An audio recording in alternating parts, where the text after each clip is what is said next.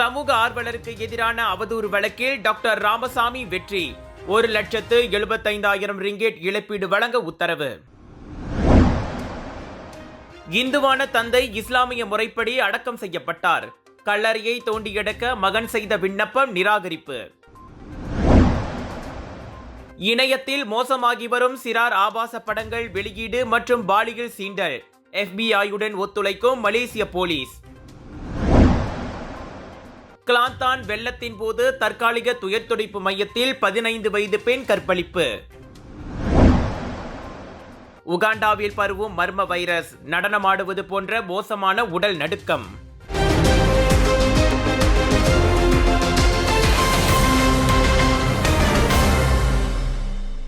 சமூக ஆர்வலர் ஒருவருக்கு எதிராக தாம் தொடுத்த அவதூறு வழக்கில் பேராசிரியர் டாக்டர் பி ராமசாமி வெற்றி பெற்றுள்ளார்.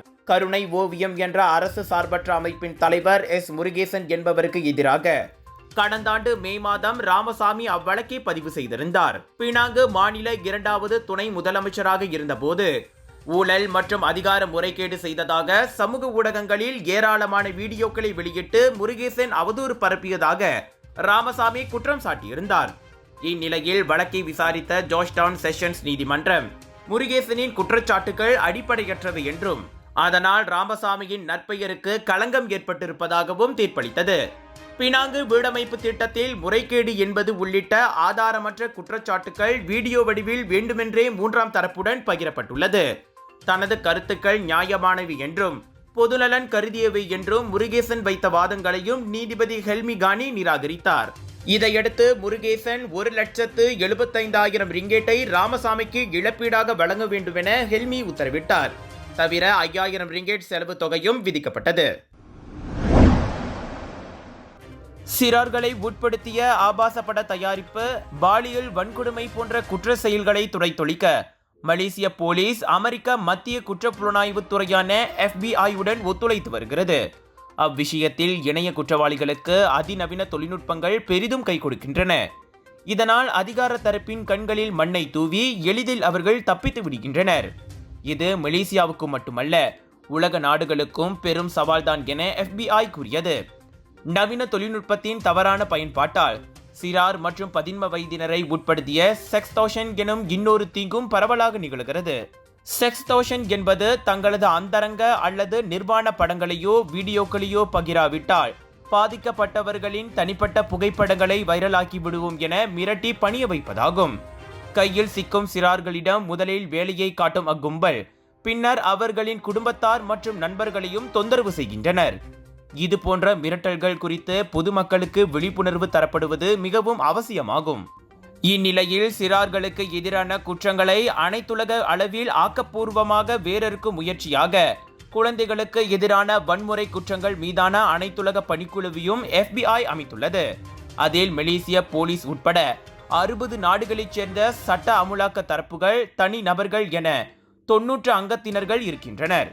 சிறார்களை கட்டாயப்படுத்தி ஆபாச படங்களை தயாரிப்பது, அவற்றை இணையத்தில் விற்பது போன்ற குற்ற செயல்கள் நாட்டில் பரவலாக நடந்து வருவது குறித்து NST-யின் சிறப்பு செய்தி வரிசையில் இத்தகவல் வெளியாகியுள்ளது. ஜோர் சிங்கப்பூர் மக்களே, மலேசியா புக் ஆஃப் ரெக்கார்ட்ஸில் லார்ஜஸ்ட் இண்டோர் தீபாவளி எக்ஸ்போ என பெயர் பெற்ற கலர்ஸ் ஆஃப் இந்தியா பிரம்மாண்டமாக வழங்கும் குளோபல் பாலிவுட் பஜார் 25 29 டிசம்பர் வரை தாசிக் சென்ட்ரல், ஸ்கூடாய், ஜோஹர் பாரு, ஜோஹரில் பிக் சேல், பிக் டிஸ்கவுண்ட். கிளாந்தானில் அண்மையில் ஏற்பட்ட பெருவெள்ளத்தின் போது PPS எனப்படும் தற்காலிக துயர் துடைப்பு மையத்தில் நிகழ்ந்த ஒரு கற்பழிப்பு உள்ளிட்ட 7 குற்ற செயல்கள் பதிவாகியுள்ளன. எஞ்சியவை 4 வீடுடைத்த திருடிய சம்பவங்கள், 1 மோட்டார் சைக்கிள் திருட்டு, மற்றொன்று பாலியல் பலாத்காரமாகும். மாநில போலீஸ் தலைவர் டத்தோ முகமது யூசுப் மாமாட் அதனை உறுதிப்படுத்தினார். அந்த கற்பழிப்பு சம்பவம் 15 வயது பெண்ணை உட்படுத்தியது. PPS மையம் ஒன்றில் தஞ்சமடைந்த போது தனக்கு அறிமுகமான 23 வயது இளைஞரால் அங்குள்ள கிடங்கில் அப்பெண் கற்பழிக்கப்பட்டார். பெண்ணின் குடும்பத்தார் செய்த போலீஸ் புகாரை அடுத்து சந்தேக நபர் டிசம்பர் 6ஆம் தேதி கைதாகி 7 நாட்கள் தடுத்து வைக்கப்பட்டான். எனினும் டிசம்பர் 12ஆம் தேதி கோத்தாபாரு ஷரியா நீதிமன்றத்தில் குற்றம் சாட்டப்பட்ட போது அவன் குற்றத்தை மறுத்தான். PPS மையத்தில் கற்பழிப்பு நடந்திருப்பது வெறும் ஒரு சம்பவமே என்றாலும் வயது குறைந்த பிள்ளையை உட்படுத்தி இருப்பதால் அதனை கடுமையாக கருத வேண்டியுள்ளதாக டத்தோ யூசுப் குறிப்பிட்டார்.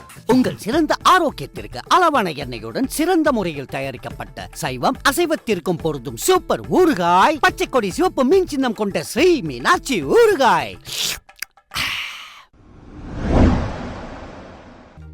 ஓர் இந்துவான தனது தந்தை இஸ்லாமிய முறைப்படி நல்லடக்கம் செய்யப்பட்டதாக கூறி அவரின் கல்லறையை தோண்டியெடுக்க மகன் செய்த விண்ணப்பம் நிராகரிக்கப்பட்டுள்ளது. ரொஸ்இலி மஹாட் எனும் 51 வயது ஆடவர் கடந்த ஆண்டு ஜூலையில் செய்திருந்த விண்ணப்பத்தை சிரம்பான் உயர்நீதிமன்றம் நேற்று தள்ளுபடி செய்தது.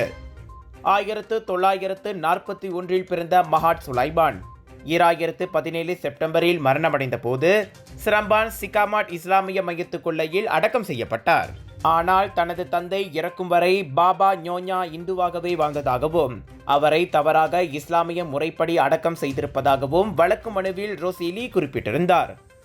மலேசிய அரசாங்கம், தேசிய பதிவுத்துறை, நெகிரி செம்பிலான் அரசாங்கம், மைன்ஸ் எனப்படும் நெகிரி செம்பிலான் இஸ்லாமிய சமயத்துறை, அரச மலேசிய போலீஸ் படை ஆகிய தரப்புகளை அவர் பிரதிவாதிகளாக பெயர் குறிப்பிட்டார். இந்நிலையில் அம்மனுவை தள்ளுபடி செய்யுமாறு மைன்ஸ் தரப்பு முன்வைத்த கோரிக்கையை ஏற்று சிரம்பான் உயர்நீதிமன்றம் ரொஸ்இலியின் விண்ணப்பத்தை நிராகரித்தது. தந்தை அடக்கம் செய்யப்பட்டதில் கவனக்குறைவு நிகழ்ந்திருப்பதாக கூறும் புகார்தாரர் அது யார் என்பதை குறிப்பிடவில்லை. அது தவிர தந்தை இறந்த 6 ஆண்டுகளுக்கு பிறகே அம்மனுவை செய்துள்ளார். எனவே கால வரம்பை மீறிய விண்ணப்பத்தை விசாரணைக்கு எடுத்துக்கொள்ளக்கூடாது என பிரதிவாதிகள் தரப்பு வாதிட்டது. அதைவிட முக்கியமாக இறந்தவர் ஓர் இந்துவா முஸ்லிமா என்பதை நிர்ணயிக்கும் அதிகாரம் ஷரியா நீதிமன்றத்தின் அதிகாரத்திற்கு உட்பட்டது. சிவில் நீதிமன்றம் அதில் தலையிட முடியாதென அவர்கள் சுட்டிக்காட்டினர். அந்த வாதங்களையும் நீதிபதி ஏற்றுக்கொண்டார். இவ்வேளையில் சிரம்பான் உயர்நீதிமன்றத்தின் அத்தீர்ப்பை எதிர்த்து மேல்முறையீட்டு நீதிமன்றம் செல்லவிருப்பதாக ரொஸ்லியின் வழக்கறிஞர் கூறினார். ஆப்பிரிக்க நாடான உகாண்டாவில் உடல் நடுக்கத்தை ஏற்படுத்தும் ஒருவித மர்ம நோய் வேகமாக பரவி வருகிறது. டிங்கா டிங்கா என பெயரிடப்பட்டுள்ள அந்நோய் கிருமியால் பாதிக்கப்படுபவர்கள் தொடர்ந்து நடனமாடிக்கொண்டே இருக்கின்றனர். இது பெரும்பாலும் பெண்களையும் குழந்தைகளையும் தாக்குவதாக கூறப்படுகிறது. அங்குள்ள ஒரு மாவட்டத்தில் இதுவரை 300க்கும் மேற்பட்டோர் இந்த டிங்கா டிங்கா நோயால் பாதிக்கப்பட்டுள்ளனர். அதிகப்படியான உடல் நடுக்கம் மற்றும் காய்ச்சல் இந்நோயின் முக்கிய அறிகுறிகளாக உள்ளன. சிலருக்கு எழுந்து நடப்பதே கூட சிரமமாக உள்ளது.